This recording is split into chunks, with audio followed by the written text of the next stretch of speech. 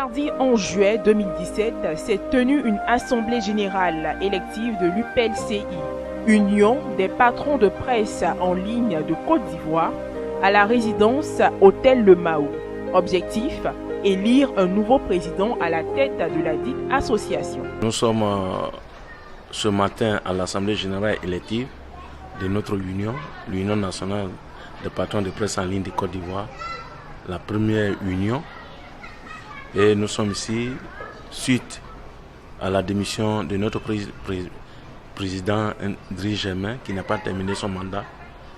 Et après sa démission, il y a un comité qui a été mis sur place. Et le mardi dernier, on s'est retrouvés ici. Le comité avait 45 jours pour organiser les élections. Et les 45 jours sont arrivés. On s'est retrouvés ici pour parler de notre assemblée générale. Mais ce matin, nous avons enregistré des candidatures. La première candidature, M. Eugène Da, du site ATCI, et M. Nando Dapa, du site Unité. Cette assemblée générale, c'est une assemblée de cohésion, d'union, non pas une assemblée générale de division. Vous savez ce que nous avons traversé. Si nous sommes là aujourd'hui, c'est parce que nous sommes des responsables. Nous avons mûri l'esprit pour dire, prenons notre association en main pour avancer. Celui qui perdra, qui tend la main à l'autre, et dans l'esprit, ce n'est pas Eugène qui perd, ni Nando qui perd, et c'est l'union qui gagne. C'est les filles de l'union, on doit se retrouver autour de l'union pour faire avancer notre association. Il est 11h, début de l'Assemblée générale marquée par la prise de parole de Mme Kadi Soumaoro, présidente du comité d'organisation. Elle a souhaité que les élections se déroulent en toute convivialité, fraternité, car l'UPLCI est avant tout une famille. Je souhaite que l'élection se passe vraiment dans la convivialité, parce que en réalité, ce n'est pas une élection en tant que telle, c'est vraiment une famille. Mais comme l'autre président est déjà parti, il nous faut forcément un nouveau président. Donc, en tout cas, je souhaite qu'on la passe dans la convivialité, dans le respect. En tout cas, que tout se passe très bien. S'en est suivi l'allocution du vice-président du comité d'organisation, M. Ted Florida Bailly.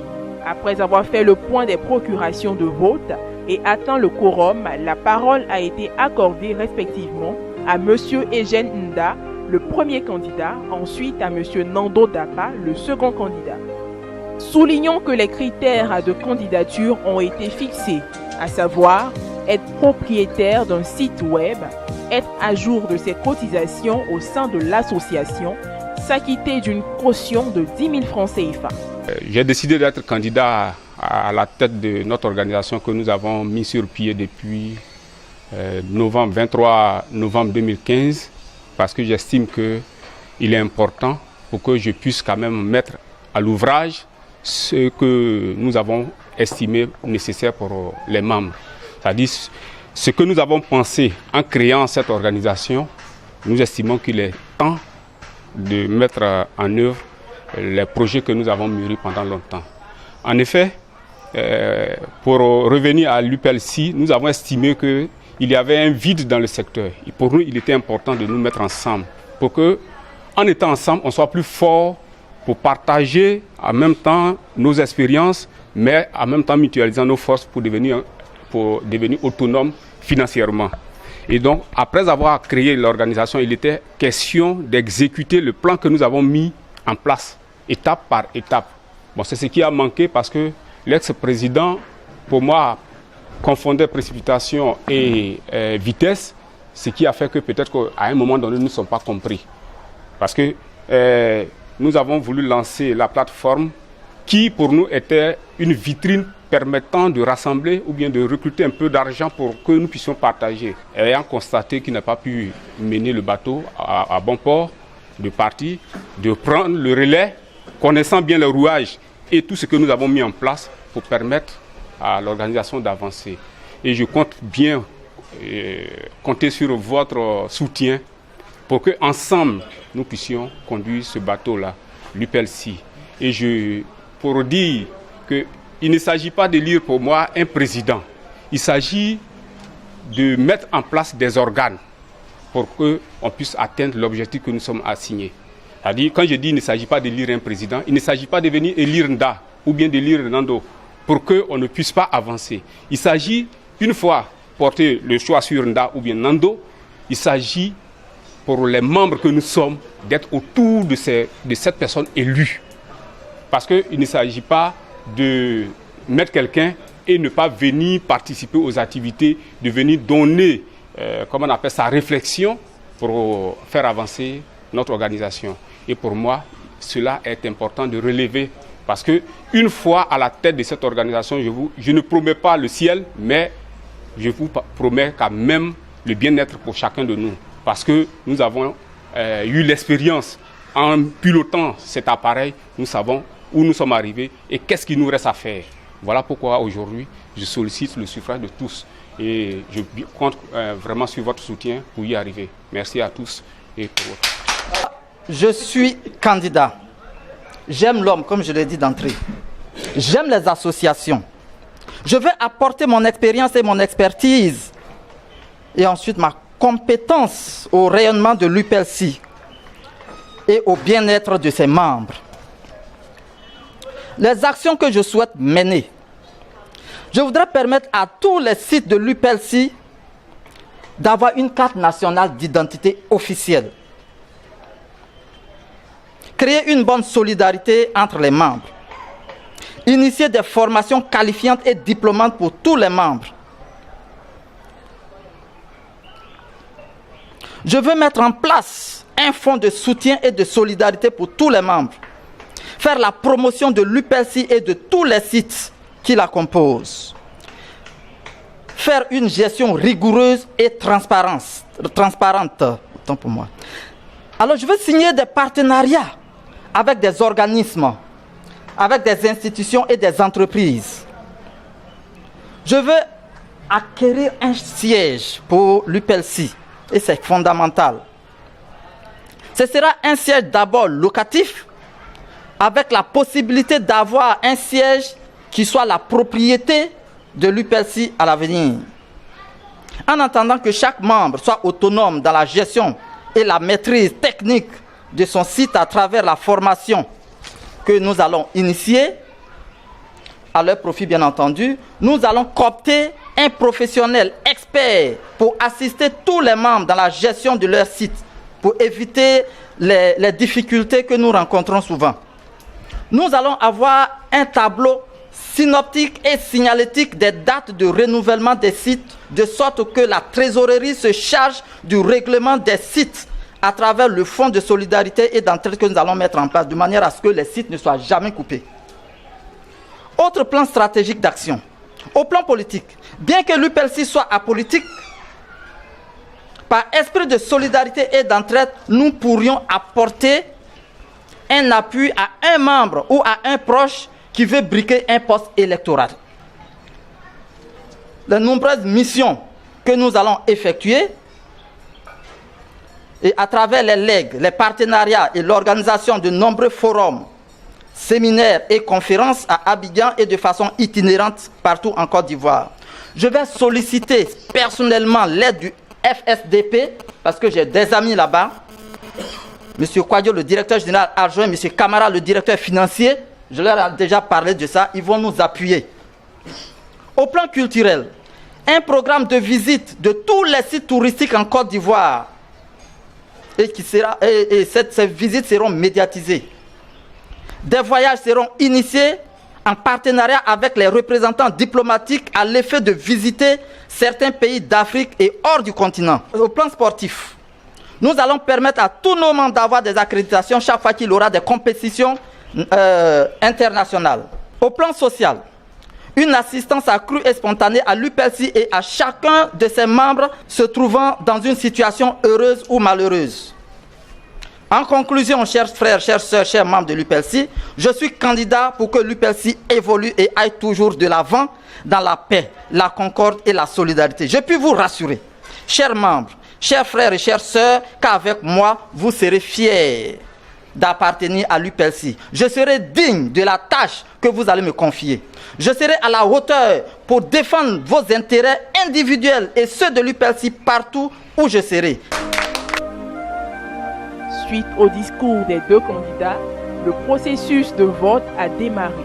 Chaque membre de l'UPLCI, muni de son bulletin de vote, s'est dirigé vers l'urne après avoir choisi son candidat.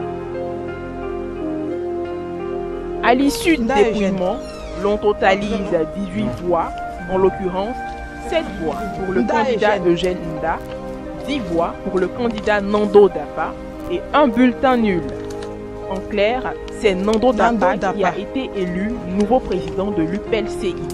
Au nouveau président de l'UPLCI, Nando Dapa. Je voudrais dire merci au comité électoral qui a fait un travail excellent et en même temps féliciter une fois de plus, comme je l'ai déjà fait, mon adversaire qui n'en était pas un vraiment parce que, comme on l'a dit, c'est l'UPLCI qui gagne. Nous avons tous les mêmes ambitions, c'est pour ça que nous nous sommes retrouvés ici aujourd'hui pour essayer de penser de l'avenir de notre organisation. Encore une fois, je lui dis merci et qu'il a mon soutien pour la suite de notre marche commune. À l'espace d'un mois, je voudrais dire que c'est la 3e victoire que l'UPLCI vient de gagner. La première victoire, c'était lorsque Ndri Germain a rendu le tablier. On aurait pu se tirailler et mettre la clé de l'UPLCI sous le paillasson. Nous avons fait preuve de grandeur, de maturité, d'expérience. La deuxième victoire, c'était lorsque nous avons eu la petite somme de la part de la francophonie et que la gestion a failli poser problème. Mais là encore, la sagesse, la responsabilité, la maturité ont prévalu. Aujourd'hui, moi je craignais hier, mais j'ai beaucoup prié toute la nuit pour que ça se passe bien. Pour moi, Eugène Nda n'est pas un adversaire. Bien au contraire, s'il n'y avait pas de candidat opposé, l'élection n'aurait pas son sens. Et aujourd'hui, vous voyez la différence, c'est de façon étriquée. C'est pour dire que ce soit Eugène Nda, que ce soit moi, nous œuvrons tous pour la bonne cause. Je l'ai vu à l'ouvrage ces derniers temps, dans le cadre de l'UPLCI. Nous avons travaillé ensemble. J'ai vu son amour pour l'UPLCI, son acharnement au travail. Et je crois que c'est ensemble que nous allons conduire ce bateau. Je voudrais rendre hommage à Bruce Wilson, qui a pu véritablement assurer l'intérim dans de bonnes conditions. Avec sagesse et expérience, nous sommes arrivés à ce stade aujourd'hui. Je ne saurais remercier le comité électoral qui a fait un grand travail. Parce que si nous sommes arrivés à cette élection dans la paix, dans la quiétude, c'est en partie grâce à ce comité électoral. Donc, je leur tire mon chapeau avec à leur tête, à ce qu'a dit. Et je voudrais véritablement remercier nos deux aînés, Bailly et puis le doyen Gervais, pour leur présence. Mais je veux les interpeller, Bailly et Gervais, parce que c'est vrai que moi je suis élu, mais je crois que c'est eux les vrais présidents. C'est eux les vrais présidents, parce que je compte placer ce mandat sous le signe de l'entente, de la paix, de la concorde et de la fraternité. Et c'est eux, à travers leur âge, qui pourront nous orienter. Je ne prendrai aucune décision sans les avoir consultés. Et comme je l'ai dit, il y aura un conseil d'administration pour ne pas que je sois le seul à décider ou bien mon équipe soit seule à décider. Nous aurons un conseil d'administration dans lequel toutes ces expériences, ces personnes de sagesse vont intégrer et qui vont nous contrôler. Donc, ensemble, nous allons choisir un président du conseil d'administration, en tout cas selon nos textes, qui soit à la hauteur de conduire véritablement l'UPLCI avec succès. À la sortie de cette assemblée générale élective, nous avons recueilli respectivement les propos de Nando Dapa, nouveau président de l'UPLCI, Eugène Nda, candidat malheureux aux élections, et Kadi Soumaoro, président du comité d'organisation. Vous venez d'être élu à la tête de l'UPLCI. Quel est votre sentiment après ces élections? Après ces élections qui m'ont porté à la tête de l'Union des patrons de presse en ligne de Côte d'Ivoire, c'est un sentiment de joie, un sentiment de fierté et un sentiment de reconnaissance à l'endroit de mes pairs qui m'ont élu. Oui, mais c'est un programme qui m'a été inspiré au regard des enjeux de l'UPLCI. Ce programme, je ne serai pas le seul à le dérouler. Je serai entouré d'une équipe de personnes compétentes Et nous allons réussir ce programme parce que nous avons la foi, nous avons la volonté, nous avons les aptitudes nécessaires pour réussir ce programme. Au nombre donc des grandes actions que nous comptons mener, figure entre autres la crédibilisation même de nos sites internet. Et nous allons faire en sorte que chaque site internet ait sa carte nationale d'identité. Ça veut dire quoi? Ça veut dire être constitué d'entreprises de presse en ligne crédibles, réunissant toutes les conditions nécessaires de sorte à ce que nous ne soyons nulle part épinglés par l'administration. Ensuite, nous allons avoir un siège digne de ce nom, parce qu'une association sans siège n'en est pas une. Et nous allons faire en sorte que nous ayons un siège où tous les membres vont se retrouver pour travailler au quotidien pour la bonne marche, non seulement de leur site respectif, mais aussi pour la bonne marche de l'union que nous avons mise en place. Nous allons faire beaucoup de social, parce que l'union, c'est ça, c'est d'abord ça. Nous allons nous entraider. Dans les bons jours comme les mauvais jours des uns et des autres, nous allons manifester notre présence, nous allons manifester notre solidarité. Ceux qui vont perdre un parent, un être cher, nous allons manifester notre compassion. Ceux qui vont célébrer un mariage, ou bon, il va y avoir une naissance dans la famille de l'un d'entre nous, nous allons intervenir et pour l'entourer de nos joies. Alors, c'est autant de choses que nous allons faire. Et nous n'allons pas oublier les activités régaliennes qui sont les nôtres, à savoir les reportages, les récoltes des informations, le traitement des informations. Et nous allons nous atteler à être sur le terrain de façon active. Et j'ai parlé de voyage. Nous, notre métier, c'est les contacts. Et nous allons beaucoup voyager à travers notre pays, d'abord la Côte d'Ivoire, chercher à connaître tous les hameaux de notre pays et ensuite aller hors de la Côte d'Ivoire parce que nous allons nous cultiver, nous allons nous enrichir de beaucoup d'informations. Et au-delà, nous allons nous former.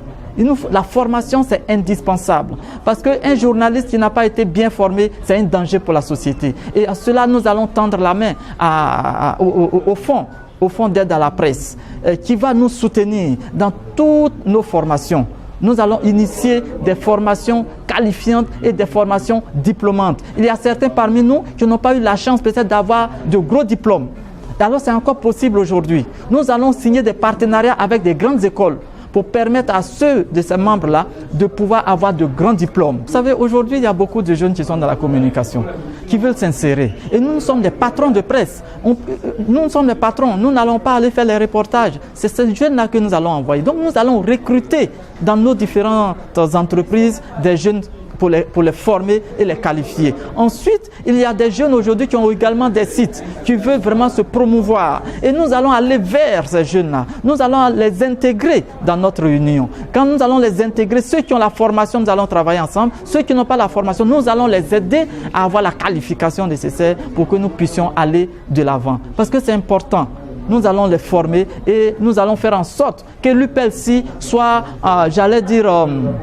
le maillon essentiel de toutes les unions de la presse en Côte d'Ivoire. Nous voulons constituer la fêtière de la presse en ligne en Côte d'Ivoire. Et nous allons faire beaucoup de bruit. Parce que nous sommes dans la communication et il faut faire du bruit. Parce que c'est vrai, on dit que les tigres ne prennent pas sa tigritude, mais en communication, si tu ne prends pas ta tigritude, personne ne va te regarder. Nous allons faire du bruit pour que les gens sachent que nous existons. Alors il faut retenir qu'aujourd'hui, c'est un grand jour pour l'Union des patrons de presse en ligne de Côte d'Ivoire. Nous nous sommes réunis, nous avons fait preuve de responsabilité, nous avons mis une organisation en place avec à la tête un président qui va se faire fort de conduire cette union-là dans son développement, dans la bonne marche et de permettre à ce que ses membres soient épanouis. Il n'y a pas eu de perdant en tant que tel. Je suis très satisfait et le sentiment que j'ai, c'est ce que j'ai exprimé tout à l'heure à mon adversaire, pour lui dire qu'il a mon soutien, parce que je suis content aujourd'hui de savoir qu'il y a quelqu'un qui appréhende la chose comme nous l'avons pensé en créant cette organisation. Et vu son engagement, le projet qu'il compte piloter, ça rentre dans la droite ligne de ce que nous avons toujours décidé. Donc voilà pourquoi aujourd'hui, je suis content que l'union soit dans de bonnes mains. Bon, je suis à sa disposition. S'il veut bien me confier des tâches, il lui appartient évidemment, comme il a été élu, il lui appartient évidemment de mettre en place son équipe. Si ça n'avait été moi j'avais déjà ma charpente de l'organisation que je comptais apporter. Maintenant, c'est lui. Donc on lui remet toutes les manettes pour que cela lui permette de travailler avec les mains libres. Donc il lui appartient de mettre en place son équipe. S'il me sollicite, évidemment, j'apporterai mon soutien. Ce que vous dites là, c'est véritablement le projet que nous avons mûri depuis longtemps. Ce projet, créer une union des patrons, des responsables de presse, nous l'avions mûri. En son temps, j'ai même soumis un programme à un conseiller du président de la République pour lui dire que ce secteur va générer beaucoup d'emplois pour la jeunesse, engorger beaucoup d'emplois. Je lui ai pris un exemple simple. Je dis, bon, en tant que promoteur de presse numérique, je suis à Abidjan, ici dans le district d'Abidjan plutôt, il y a au moins 13 communes. À supposer que j'emploie un jeune journaliste que je veux bien former, qui sort des écoles, qu'on veut bien encadrer. Dans les 13 communes, ça fait déjà 13 emplois. Et si nous sommes 10, nous sommes 20, ça fait combien? Multiplié par le nombre. Voilà ce que ça fait. Donc je suis allé lui soumettre le programme. Il a dit, bon, il va voir. Jusque-là, ça n'a pas été le cas. Sinon, pour nous, la jeunesse tient une place très importante dedans, dans notre programme, parce que c'est un secteur promoteur d'emploi. Ça, si nos autorités nous donnent les moyens, c'est-à-dire, quand nous disons les moyens, il ne s'agit pas de venir nous donner quoi que ce soit, mais s'ils nous permettent, ils nous facilitent le développement de ce secteur, vraiment, je vous promets que c'est des milliers d'emplois qui vont sortir. Voilà que l'UPLC vient de traverser une période un peu mouvementée, suite à la démission de son président, de son ancien président. Aujourd'hui, plus que jamais, l'UPLC est debout en renouvelant ses organes dirigeants. Ce que nous pensons, c'est de permettre à l'UPLC de pouvoir avancer. Et là-dessus, j'invite le nouveau président à conduire le bateau dans le sens de l'unité qui nous a toujours caractérisés. Voilà l'appel que je tenais à lancer aux membres de l'UPLC et en même temps aux autorités de favoriser l'éclosion de ce secteur en faisant adopter la nouvelle loi sur la presse, bien sûr en révisant les conditions qui avaient été introduites récemment à l'Assemblée qui n'a pas été ce que nous avons voulu. En tout cas, ça s'est bien passé parce qu'il n'y a pas eu de protestation. C'est ce qui est difficile un peu dans une élection. Je pense que c'est des patrons quand même de presse, donc ils sont sages. Tout s'est bien passé. En tout cas, je suis vraiment satisfaite au niveau de l'organisation. Voilà. En tout cas, on attend beaucoup de ce nouveau président. D'abord, il faut qu'il soit rassembleur. Vous comprenez, il faut qu'il soit rassembleur. Il faut qu'il nous trouve un siège. En tout cas, on attend beaucoup de lui. Parce que l'autre, M. Germain Ndri, nous sommes restés dans les propositions, dans les, comment je peux dire, les commentaires. On n'a vraiment rien vu. Donc j'espère que le nouveau président qui vient d'être élu aujourd'hui, c'est vrai qu'il a beaucoup parlé. On espère que ça ne sera pas seulement dans la parole et que les actes vont vraiment être posés. D'accord. À notre niveau, nous restons très ouvertes, disponibles.